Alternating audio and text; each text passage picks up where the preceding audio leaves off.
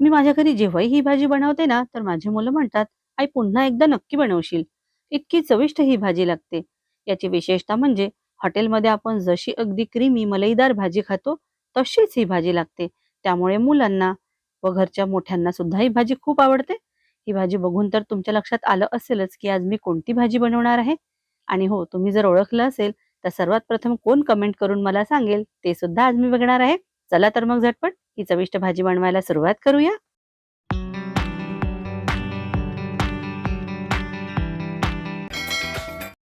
ही भाजी बनविण्याकरिता मी इथे 300 ग्रॅम मेथी घेतलेली आहे. मेथी स्वच्छ धुवून एका चाळणीमध्ये ठेवून घेतलेली आहे, जेणेकरून याचं सर्व एक्स्ट्रा पाणी निघून जाईल. मेथीचं सर्व एक्स्ट्रा पाणी निघून गेलेलं आहे. आता ही मेथी आपल्याला अगदी बारीक चिरून घ्यायची आहे. हवं असेल तर तुम्ही याला चॉपरमध्ये घालून सुद्धा अगदी बारीक चॉप करून घेऊ शकता.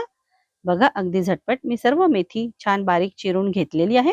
भाजीची ग्रेव्ही बनविण्याकरिता मी इथे 2 मध्यम आकाराचे टमाटर घेतलेले आहेत व 2 मध्यम आकाराचे कांदे घेतलेले आहेत. कांदा आपण असा जाडसर कापून घेऊ. खूप जास्त फाईन आपल्याला कांद्याला नाही कापायचं आहे. मला तुम्हाला एक गोष्ट इथे सांगावीशी वाटते. खूप मेहनत करून मी तुमच्यासाठी हे व्हिडिओ घेऊन येत असते. तुम्हाला जर माझे व्हिडिओ आवडत असतील, तर कृपया माझ्या व्हिडिओला लाईक करा आणि सुंदरशी कमेंट सुद्धा करा, जेणेकरून मला आणखी नवीन व्हिडिओ बनवायची प्रेरणा मिळेल. दोन्ही कांद्याचे अगदी जाडसर काप करून झालेले आहेत. याला एका बाउलमध्ये काढू व याच पद्धतीने टमाटर सुद्धा असे जाडसर आपण कापून घेऊ. माझ्या मित्रमैत्रिणींनो, तुम्हाला सांगताना मला अत्यंत आनंद होतो आहे, की हा व्हिडिओ मी नागपूरमधून बनवते आहे. आता बघा ना, आमच्या नागपूरची संत्री जगभरात प्रसिद्ध आहेत. तुमच्या शहरातील किंवा गावातील कोणती वस्तू प्रसिद्ध आहे, तुम्ही मला कमेंट करून सांगू शकता? बघा अगदी झटपट दोन्ही टमाटर असे जाडसर कापून घेतलेले आहेत. याला एका बाउलमध्ये काढून घेऊ व वळूया पुढील कृतीकडे. गॅसवर मी एक स्टेनलेस स्टीलची कढई ठेवलेली आहे. यामध्ये मटार उकळतील एवढं पाणी मी घालून घेतलेलं आहे.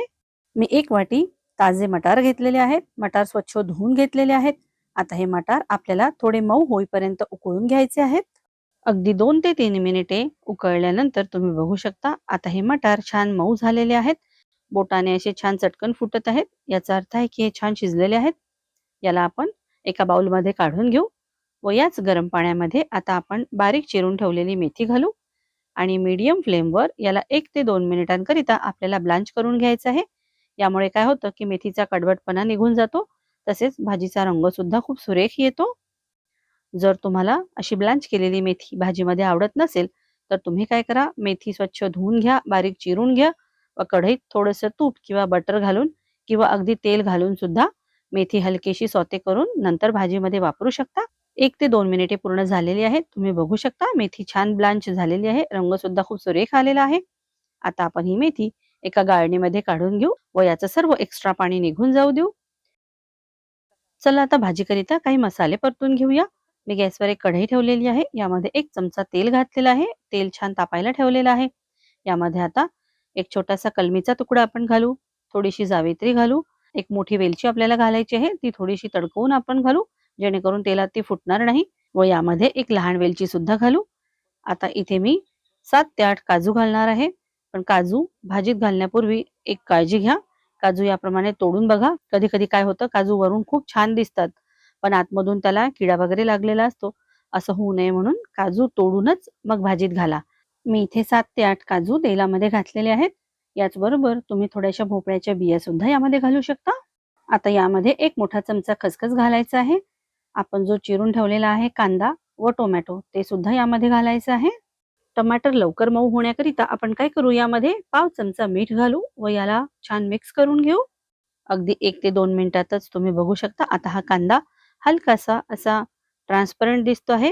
याच वेळेस आपल्याला काय करायचं आहे, यामध्ये अर्धा कप पाणी घालायचं आहे व याला अगदी मऊ होईपर्यंत शिजू द्यायचं आहे आपल्याला. 2 ते 3 मिनिटातच तुम्ही बघू शकता कांदा आणि टमाटर अगदी मऊ झालेले आहेत. आता आपण गॅस बंद करू व हे सर्व थंड होण्याकरिता ठेवून देऊ. आता हे कांदा व टमाटर छान थंड झालेले आहेत. याला मिक्सरच्या भांड्यात काढू व खूप बारीक वाटून घेऊ. आपल्याला हे लक्षात ठेवायचं आहे की याला खूप बारीकच वाटायचं आहे आपल्याला. बघा मी याला याप्रमाणे एकदम बारीक वाटून घेतलेलं आहे. तेव्हाच आपली भाजी अगदी क्रीमी बनेल. भाजीची फोडणी घालण्याकरिता मातीची कढई मी गॅसवर ठेवलेली आहे.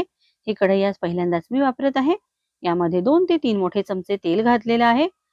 तेल छान तापलेलं आहे आता. यामध्ये अर्धा लहान चमचा मोहरी घालू, अर्धा लहान चमचा जिरे घालू, एक तमालपत्र घालू.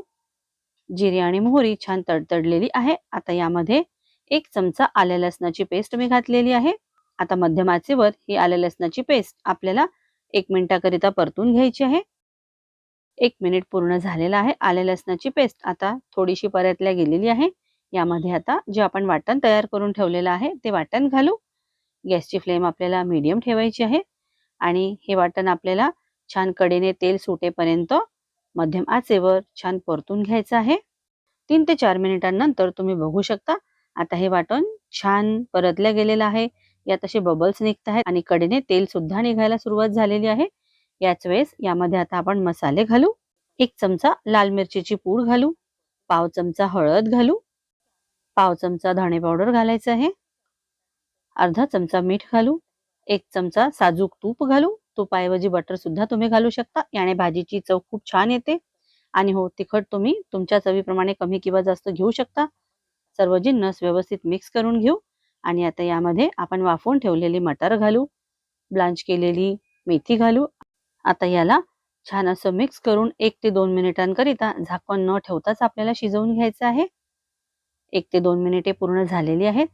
भाजीला हॉटेलसारखी चव आणि टेक्स्चर येण्याकरिता यामध्ये अर्धा कप दुधाची फ्रेश मलाई मी घातलेली आहे. तुमच्याकडे जर दुधाची फ्रेश मलाई नसेल तर तुम्ही फ्रेश क्रीमचा वापर सुद्धा करू शकता. याला व्यवस्थित मिक्स करून घेऊ. यामध्ये अर्धा चमचा गरम मसाला मी घातलेला आहे.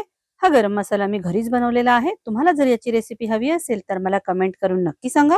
आता याच मिक्सरच्या भांड्यामध्ये मी अर्धा कप गरम पाणी घातलेलं होतं. ते पाणी या भाजीमध्ये ओतून घेऊ. तुम्हाला जेवढी दाटसर किंवा पातळ भाजी हवी असेल तेवढं पाणी तुम्ही यामध्ये घालू शकता. आता यामध्ये लांब कापलेल्या 2 हिरव्या मिरच्या घालू व थोडीशी कोथिंबीर घालून याला झाकण ठेवून 2 ते 3 मिनिटांकरिता शिजवून घेऊ. 2 ते 3 मिनिटे पूर्ण झालेली आहेत. यावरचं झाकण काढूया. वाव, अगदी अप्रतिम भाजी दिसते आहे. हॉटेलमध्ये जशी क्रीमी टेक्स्चरची भाजी आपण खातो अगदी तशीच भाजी बनवून तयार झालेली आहे. चला आता या भाजीला सर्व करूया. भाजी सर्व करण्याकरिता मी इथे मातीची हंडी घेतलेली आहे. खूपच क्रीमी टेक्स्चर आलेला आहे आणि सुवास सुद्धा खूप छान येतो आहे.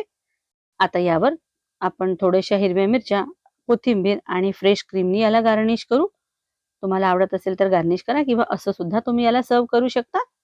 मी याला पराठ्याबरोबर सर्व केलेला आहे. तुम्हाला हवं असेल तर तुम्ही पराठे किंवा भाताबरोबर सुद्धा याला खाऊ शकता. हॉटेलसारखी मेथी मटर मलाईची भाजी तुम्ही एकदा नक्कीच करून बघा व तुम्हाला ही रेसिपी कशी वाटली मला कमेंट्सद्वारे कळवायला अजिबात विसरू नका. तुम्हाला जर आजची ही रेसिपी आवडली असेल तर व्हिडिओला लाईक करा, चॅनलला सबस्क्राईब करा व तुमच्या मित्रमंडळींबरोबर या चविष्ट रेसिपीला नक्की शेअर करा. व्हिडिओ पूर्ण बघण्याकरिता आपल्या सर्वांचे धन्यवाद. पुन्हा भेटूया एका नवीन व्हिडिओमध्ये एका नवीन रेसिपीसह. तोपर्यंत स्वस्थ राहा, मस्त राहा आणि आपली काळजी घ्या.